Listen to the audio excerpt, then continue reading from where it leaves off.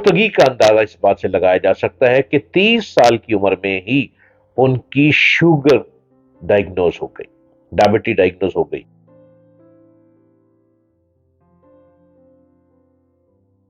Hello, السلام علیکم۔ کیا حال ہے آپ لوگوں کا؟ انشاءاللہ آپ سب خیر و عافیت سے ہوں گے اور پرسکون زندگی گزار رہے ہوں گے۔ میرے یوٹیوب چینل کو سبسکرائب کیجئے، ڈاکٹر جلیل اسلم آفیشیل، اور ہر روز میری گفتگو سنتے چلے جائیے۔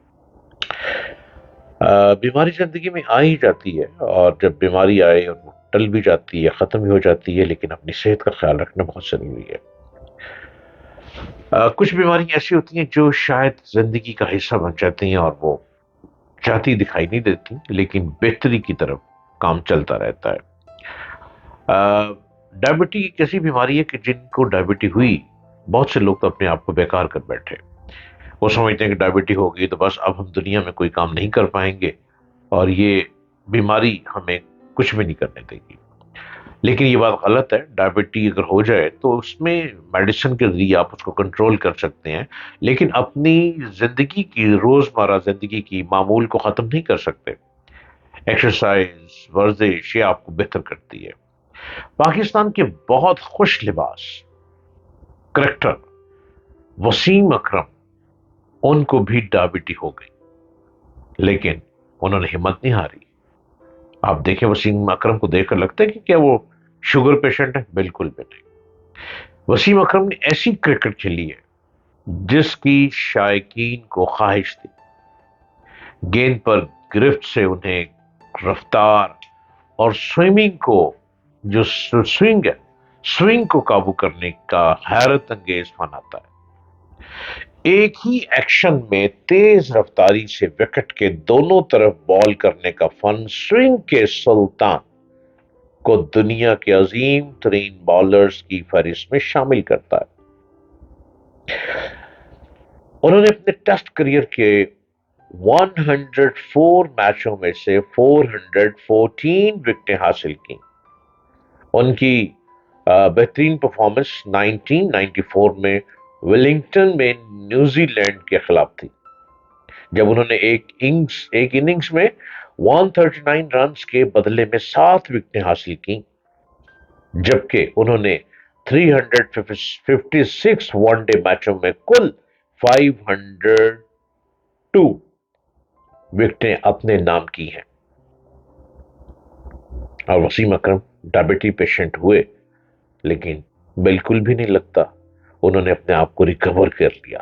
ون ڈے میں ان کی بہترین کارکردگی 1993 میں کراچی کے زمبابوے کے خلاف تھی، جب انہوں نے صرف 15 رنز دے کر 5 کھلاڑیوں کو آؤٹ کیا تھا۔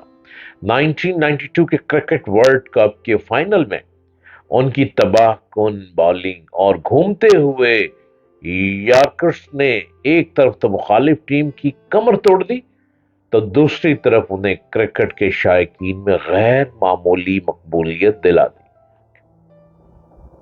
وسیم اکرم نے انہوں نے خود کو متعدد بار عمران خان کا حقیقی جانشین ثابت کیا کرکٹ میں، اور میچز میں پاکستان کی نمائندگی کے ساتھ کپتانی کے فرائض بھی انجام دیے۔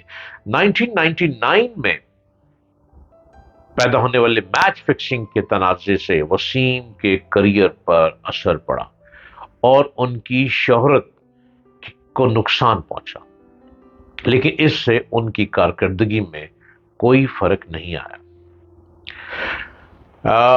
وسیم اکرم نے فاسٹ بالر میں وہ خوبصورتی پیدا کی جو اس سے پہلے دیکھنے میں نہیں آئی تھی۔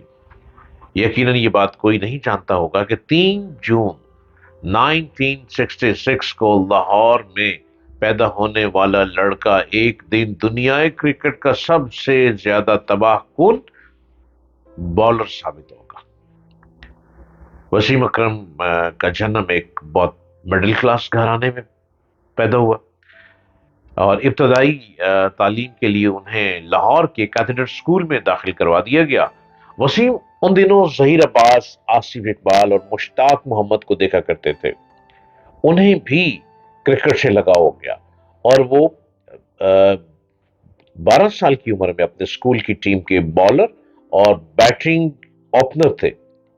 15 سال کی عمر میں اسکول کی اس ٹیم کے کپتان بن گئے. ان کی پوری زندگی کرکٹ کھیلتے گزری ہے. ان کی غیر معمولی کارکردگی نے مقامی کلبز کی توجہ حاصل کر لی تھی. لدھیانہ کلب کی طرف سے انہوں نے لاہور جم خانہ کے خلاف بہترین کارکردگی کا مظاہرہ کرتے ہوئے رمیز راجہ اور انتخاب عالم سمیت 4 کھلاڑیوں کو آؤٹ کیا، جس پر ان کو کرکٹ بورڈ کے ٹیلنٹ ٹیلنٹ کیمپ کے لیے منتخب کر لیا گیا. جب ان کی عمر 18 سال ہوئی تو ان کی ان سوئنگ بال کی شہرت ہونے لگ پڑی اور انہوں نے فاسٹ بالر خان محمد کی توجہ حاصل کر لی، جنہوں نے انہیں بالنگ کے کچھ گر سکھائے. ایک دن پریکٹس کے دوران انہیں جاوید میاں کو بالنگ کرانے کا موقع ملا. جاوید وسیم کی بالنگ سے بہت متاثر ہوئے اور انہی کے زور دینے پر وسیم کو نیوزی لینڈ کے خلاف پیٹرن 11 کے 3 روزہ میچ کے لیے ٹیم کے 14 کھلاڑیوں میں شامل کر لیا گیا، جس کے بعد 1984 میں انہیں نیوزی لینڈ کے خلاف فیصل آباد میں ہونے والے 1 روزہ انٹرنیشنل میچ کے لیے ٹیم میں منتخب کیا گیا. پھر انہیں نیوزی لینڈ کے ٹور کے لیے بھی منتخب کر لیا گیا. وسیم اکرم ون ڈے کرکٹ میں زیادہ خوش نظر آتے ہیں. جہاں وہ دنیا کے بہترین آل راؤنڈر کہلائے، ان کا شمار ان کھلاڑیوں میں ہونے لگا جو 3 سے 4 اوورز میں بھی میچ کا رخ تبدیل کر دیا کرتے تھے. وہ صرف ون ڈے کے ہی کھلاڑی نہیں تھے بلکہ ٹیسٹ کرکٹ میں بھی ان کی مقبولیت کا گراف تیزی سے بلندی کو چھو گیا. انہوں نے پہلا ٹیسٹ 1985 میں کھیلا تھا. 1989 اور 90 کی سیریز میں ایڈلیڈ ٹیسٹ میں انہوں نے عمران خان کے ساتھ بیٹنگ کرتے ہوئے قومی ٹیم کو یقینی شکست سے بچا لیا تھا. 1992 کے بعد انہیں دنیا کرکٹ کا سب سے زیادہ تیز اور سب سے زیادہ تباہ کن بالر قرار دیا جانے لگا. 1999 ورلڈ کپ میں وہ قومی ٹیم کو فائنل تک ناقابل شکست لے گئے، لیکن فائنل میں پاکستان کو آسٹریلیا سے شکست ہوئی. اسی فائنل کے بعد میچ فکسنگ کا تنازع کھڑا ہوا. اس صورتحال میں خاص طور پر وسیم کو شدید مشکلات کا سامنا کرنا پڑا. یہ الزام ثابت نہ ہو سکا. تقریباً 2 دہائیوں پر مشتمل کریئر میں وسیم اکرم کئی ریکارڈز بھی اپنے نام کر چکے ہیں. اس میں سب سے اہم ون ڈے میچز میں 500 وکٹوں کا سنگ میل عبور کرنا ہے. ایسے پہلے بالر ہیں جنہوں نے یہ ہدف حاصل کیا. انہیں 17 بار ٹیسٹ میچز میں اور 22 بار ون ڈے میں مین آف دا میچ منتخب کیا گیا، جبکہ انہوں نے ٹیسٹ میں 2 اور ون ڈے میں بھی 2 ہیٹ ٹرکس کی ہیں. آج کل وسیم اکرم مختلف چینلز پر کمنٹری اور پی ایس ایل میں کوچ کے فرائض انجام دے رہے ہیں. وسیم اکرم نے 1995 میں ہما سے شادی کر لی تھی. ان کے 2 بیٹے ہیں. شادی کے 15 سال بعد 2009 میں ہما کا انتقال ہو گیا، جس کے بعد وسیم کا نام بالی ووڈ کی اداکارہ اور سابقہ مس یونیورس سشمیتا سین کے ساتھ لیا جانے لگا. لیکن وسیم اکرم نے ہمیشہ ان افواہوں کی تردید کی.